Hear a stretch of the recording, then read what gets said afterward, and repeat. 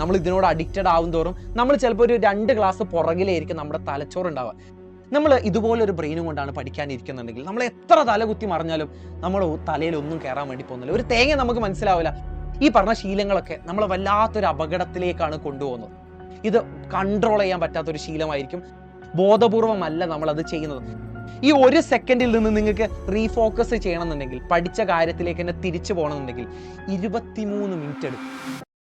നിങ്ങൾ മദ്യപിക്കുന്ന ഒരാളാണ്, അല്ലെങ്കിൽ സിഗരറ്റ് വലിക്കലുണ്ട്, അല്ലെങ്കിൽ വേറെ എന്തെങ്കിലും ദുശീലങ്ങൾ നിങ്ങൾക്ക് ഉണ്ടോ?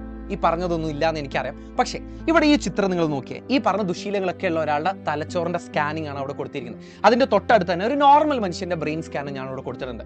ഈ ചിത്രം നിങ്ങളൊന്ന് ശ്രദ്ധിച്ചാൽ മനസ്സിലാവും, ഇയാളുടെ തലച്ചോറിന്റെ പല റീജിയൻസും ഒരു പുഴുങ്ങിയ ബേൺഡ് ആയ അവസ്ഥയിലാണ്. നമ്മളിൽ പലരുടെ ബ്രെയിൻ സ്കാൻ എടുത്ത് നോക്കിക്കഴിഞ്ഞാലും ഇതുപോലെ ബേൺഡ് ആയ ഒരു പുഴുങ്ങിയ അവസ്ഥയായിരിക്കും ഉണ്ടാവും. ഇത് നിങ്ങൾക്ക് തന്നെ മനസ്സിലാക്കാൻ ഏറ്റവും നല്ലത് എന്താണെന്ന് അറിയാം, നിങ്ങൾ ഒരു കാര്യത്തിൽ നിന്ന് എത്ര പെട്ടെന്നാണ് ഡിസ്ട്രാക്റ്റഡ് ആവുന്നുള്ളത് മാത്രം നോക്കിയാൽ മതി. കഴിഞ്ഞ കുറച്ച് ആഴ്ചകളായിട്ട്, അപ്പോൾ ഓണം എക്സാം കഴിഞ്ഞ തൊട്ട് സ്ഥിരമായിട്ട് ഞാൻ കേൾക്കുന്ന ഒരു കംപ്ലൈൻറ്റാണ്, സാർ ഞാൻ ഭയങ്കര ഫോക്കസ്ഡ് ആയിട്ട്, മോട്ടിവേറ്റഡ് ആയിട്ട്, ഫുള്ളി കമ്മിറ്റഡ് ആയിട്ടാണ് പഠിക്കാനിരിക്കുന്നത്, പക്ഷെ അതിൻ്റെ ഇടയ്ക്ക് ഞാൻ തന്നെ എപ്പോഴാണ് ഡിസ്ട്രാക്റ്റഡ് ആയി എന്നുള്ളത് എനിക്ക് തന്നെ അറിയില്ല. ഞാൻ ചിലപ്പോൾ ഒരു റീല് കണ്ടിരുന്നതേ എനിക്ക് ഓർമ്മയുള്ളൂ, പക്ഷെ അത് മണിക്കൂറുകളോളം ഞാനിങ്ങനെ റീൽസ് കണ്ട് അങ്ങനെ ഇരുന്നത് ഞാൻ തന്നെ അറിയുന്നില്ല. സമയം പോകുന്നത് ഞാൻ അറിയുന്നില്ല. എന്തുകൊണ്ടാണ് നമുക്ക് ഈ ഒരു ഡിസ്ട്രാക്ഷനെ പിടിച്ചു വെക്കാൻ പറ്റാത്തത്? എന്തുകൊണ്ടാണ് എത്ര മോട്ടിവേറ്റഡ് ആയിട്ട് നമുക്ക് പഠിക്കാനിരുന്നിട്ടും ഈ ഡിസ്ട്രാക്ഷനെ നമുക്ക് കൺട്രോൾ ചെയ്യാൻ പറ്റാത്തത്? ഇതുകൊണ്ടുണ്ടാവുന്ന ഒരു അപകടം നമ്മൾ ആദ്യം മനസ്സിലാക്കണം. നമ്മൾ ഇതുപോലൊരു ബ്രെയിനും കൊണ്ടാണ് പഠിക്കാനിരിക്കുന്നുണ്ടെങ്കിൽ നമ്മൾ എത്ര തലകുത്തി മറിഞ്ഞാലും നമ്മുടെ തലയിൽ ഒന്നും കയറാൻ വേണ്ടി പോകുന്നില്ല. ഒരു തേങ്ങ നമുക്ക് മനസ്സിലാവില്ല, ഒരു തേങ്ങ നമുക്ക് ഓർത്തു വെക്കാനും പറ്റില്ല.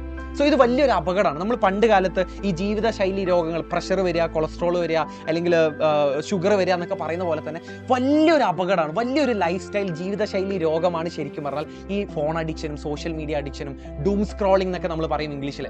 ഈ പറഞ്ഞ ശീലങ്ങളൊക്കെ നമ്മൾ വല്ലാത്തൊരു അപകടത്തിലേക്കാണ് കൊണ്ടുപോകുന്നത്.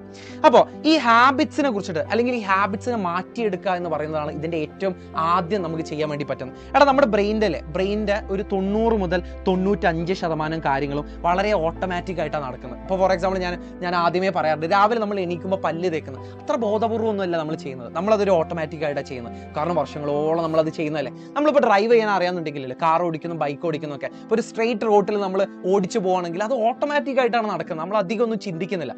സംസാരിക്കുന്ന സമയത്ത് വേർഡ്സ് പിക്ക് ചെയ്യുമ്പോൾ ഞാൻ അത്ര ആലോചിക്കുന്നൊന്നുമില്ല, ഞാനത് ഇങ്ങനെ ഒരു ഫ്ലോയിൽ ഓട്ടോമാറ്റിക് ആയിട്ട് ഇങ്ങനെ പറഞ്ഞു പോവാം. ഇതുപോലെ തന്നെയാണ് ചീത്ത ശീലങ്ങൾ ഇതുപോലെ തന്നെ ഓട്ടോമാറ്റിക് ആയിട്ട് നടക്കുന്നത്. അതുകൊണ്ടാണ് ഒരു റീൽസിൽ തുടങ്ങിയതേ നമുക്ക് ഓർമ്മയുണ്ടാവുള്ളൂ, പിന്നെ അതിങ്ങനെ മണിക്കൂറുകളോളം നമ്മൾ ആ സോഫയിൽ കിടന്ന് അങ്ങനെ സുഖിച്ച് മണിക്കൂറുകളോളം നമ്മൾ അതിൽ സ്പെൻഡ് ചെയ്യും. ഇത് കൺട്രോൾ ചെയ്യാൻ പറ്റാത്തൊരു ശീലമായിരിക്കും. കാരണം നമ്മൾ അതിനെക്കുറിച്ചിട്ട് ബോധപൂർവമല്ല അത് എടുക്കുന്നത്, ബോധപൂർവമല്ല നമ്മൾ അത് ചെയ്യുന്നത്. എല്ലാ മനുഷ്യന്മാരും ഏകദേശം ഇതുപോലെ തന്നെയാണ് ഫങ്ഷൻ ചെയ്യുന്നത്. നമുക്കിതിൻ്റെ ഒരു അപകടം എത്രത്തോളാണെന്ന് ഞാൻ പറഞ്ഞുതരാം. അതായത് നിങ്ങൾ ഇങ്ങനെ പഠിച്ചുകൊണ്ടിരിക്കുന്ന സമയത്ത് വെറുതെ ഒരു സെക്കൻഡ് നിങ്ങൾ ഡിസ്ട്രാക്റ്റഡ് ആയി എന്ന് വിചാരിക്കുക. വെറും 1 സെക്കൻഡ്. ഈ 1 സെക്കൻഡിൽ നിന്ന് നിങ്ങൾക്ക് റീഫോക്കസ് ചെയ്യണമെന്നുണ്ടെങ്കിൽ, പഠിച്ച കാര്യത്തിലേക്ക് തന്നെ തിരിച്ചു പോകണമെന്നുണ്ടെങ്കിൽ 23 മിനിറ്റ് എടുക്കും. അതിൻ്റെ ഒരു അപകടം നിങ്ങളൊന്ന് ആലോചിച്ച് നോക്കിയേ. അതായത് നമ്മളിപ്പോൾ എത്ര മണിക്കൂർ പഠിച്ചാലും അതിൻ്റെ ഇടയ്ക്ക് ഇങ്ങനെ ഓരോ സെക്കൻഡോ, 1 സെക്കൻഡ് ഒന്നും അല്ല, നിങ്ങൾക്ക് അറിയാം 1 സെക്കൻഡ് ഒന്നും അല്ല നമ്മൾ ഡിസ്ട്രാക്റ്റഡ് ആവുക. ഇത്രയും സമയം നമ്മൾ ഡിസ്ട്രാക്റ്റഡ് ആകുമ്പോഴല്ലേ എത്ര സമയം എടുക്കും നമുക്ക് തിരിച്ചു വരാൻ തന്നെ, ബ്രെയിന് തിരിച്ച് ഫോക്കസ് ചെയ്യാൻ തന്നെ എത്ര സമയം എടുക്കും? നമുക്കറിയാം, നമുക്കൊരു കാര്യം ഒരാൾ പറഞ്ഞത് മനസ്സിലാക്കണം എന്നുണ്ടെങ്കിലും, നമുക്ക് സ്വയമേ പഠിക്കണം എന്നുണ്ടെങ്കിലും നമുക്ക് കുറച്ച് ഐക്യം വേണം. ഇന്റലിജൻസ് കോഷ്യന്റ് എന്നാണ് അതിന് പറയാം. ഈ പറഞ്ഞ സാധനമല്ലേ, നമ്മൾ എത്രത്തോളം ഫോണിനോട് അഡിക്റ്റഡ് ആണോ, എത്രത്തോളം നമ്മൾ ഡിസ്ട്രാക്റ്റഡ് ആണോ, അതിനനുസരിച്ച് ടെമ്പറലി ഇങ്ങനെ താഴേക്ക് കുറഞ്ഞുകൊണ്ടേയിരിക്കും. നമ്മൾ ഇതിനോട് അഡിക്റ്റഡ് ആവും തോറും നമ്മൾ ചിലപ്പോൾ ഒരു 2 ക്ലാസ് പുറകിലായിരിക്കും നമ്മുടെ തലച്ചോറ് ഉണ്ടാവുക. നിങ്ങൾ 10th സ്റ്റാൻഡേർഡിലോ 8th സ്റ്റാൻഡേർഡിലൊക്കെ ആയിരിക്കും, 9th സ്റ്റാൻഡേർഡിലോ 8th സ്റ്റാൻഡേർഡിലൊക്കെ ആയിരിക്കും ചിലപ്പോൾ നമ്മുടെ ബ്രെയിൻ ഇരിക്കുന്നത് അതിൽ നിന്ന് എത്രയോ പുറകിലായിരിക്കും. ഈ പ്രശ്നം നമ്മൾ വളരെ പെട്ടെന്ന് തന്നെ സോൾവ് ചെയ്യേണ്ടിയിരിക്കുന്നു. അതായത് ഇങ്ങനെ ഒരു പാറ്റേണിലാണ് നിങ്ങൾ പഠിക്കുന്നുണ്ടെങ്കിലേ ഒരു 2-3 മണിക്കൂർ നിങ്ങളുടെ ബ്രെയിൻ റീസ്റ്റാർട്ട് ചെയ്യാൻ തന്നെ എടുക്കുന്നുണ്ട്. നമ്മുടെ ഫോണൊക്കെ റീസ്റ്റാർട്ട് ചെയ്യില്ലേ, അതേപോലെ നമ്മുടെ ബ്രെയിൻ റീസ്റ്റാർട്ട് ചെയ്യാൻ തന്നെ ഒരു 2-3 മണിക്കൂറുകൾ എടുക്കും. അപ്പോൾ നമ്മൾ ആദ്യം ഈ ഒരു പ്രശ്നത്തിനെ പരിഹരിക്കണം എന്നുണ്ടെങ്കിൽ ആദ്യം നമ്മൾ എത്ര സമയം ഈ ഒരു ഫോൺ ഉപയോഗിക്കുന്നുണ്ട്, എത്രയാണ് നമ്മുടെ സ്ക്രീൻ ടൈം എന്നുള്ളത് ആദ്യം മനസ്സിലാക്കണം. എന്നിട്ട് അതിൽ തന്നെ ചില ആപ്പുകൾ നമ്മൾ കൂടുതലായിട്ട് ഉപയോഗിക്കുന്നുണ്ടാവും. അപ്പോൾ അത് എവിടേക്കാണെന്നുള്ളത് നമ്മൾ ആദ്യം മനസ്സിലാക്കി അതിനെക്കുറിച്ചിട്ടുള്ളൊരു ബോധം വേണം. ഇതാണ് നമ്മുടെ സ്റ്റേജ് 1. ഇതിനെക്കുറിച്ചിട്ട് തിരിച്ചറിയാന്നുള്ളത് തന്നെ വളരെ ചുരുങ്ങിയ ആൾക്കാർ മാത്രമേ ചെയ്യുള്ളൂ.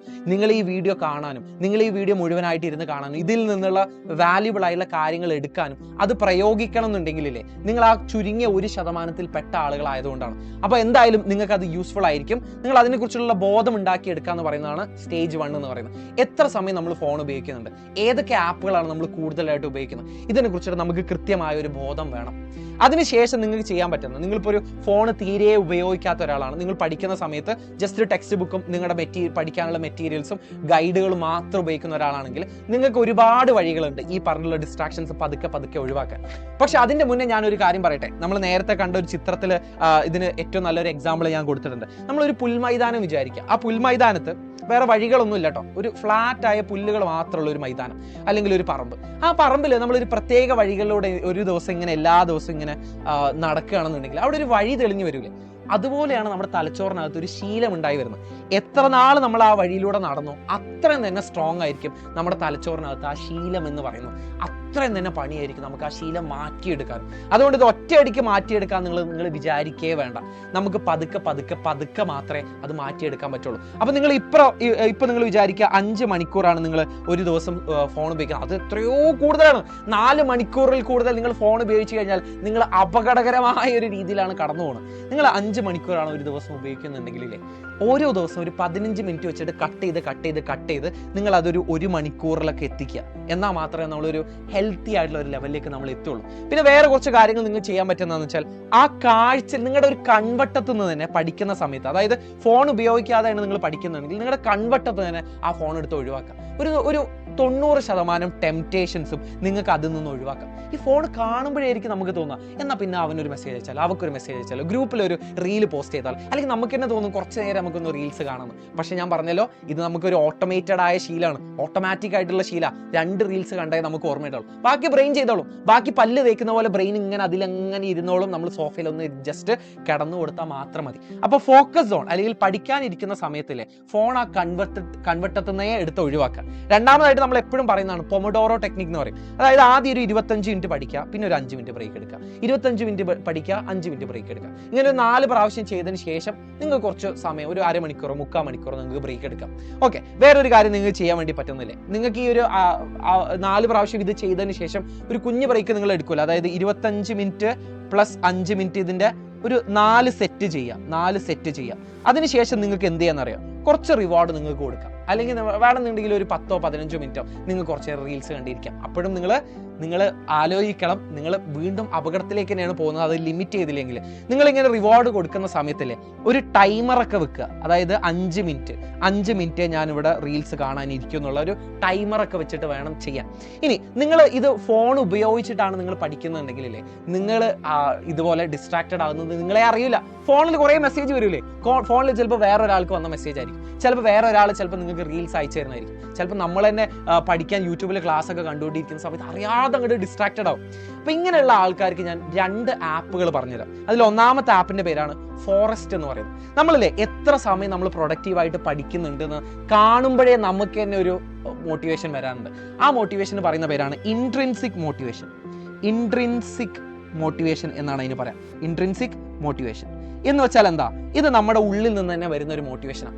ഇത് മാത്രമേ നിലനിൽക്കുള്ളൂ. ഇതാണ് ദീർഘകാലത്തിലേക്ക്, ഒരു ലോങ് ടൈമിൽ ഇത് മാത്രമേ നിലനിൽക്കുള്ളൂ. പുറത്തുനിന്നുള്ള ഒരാൾ മോട്ടിവേറ്റ് ചെയ്തെന്ന് വെച്ചാൽ അത് അധിക കാലം നിൽക്കില്ല. പക്ഷേ ഇൻട്രിൻസിക് മോട്ടിവേഷൻ നിൽക്കും.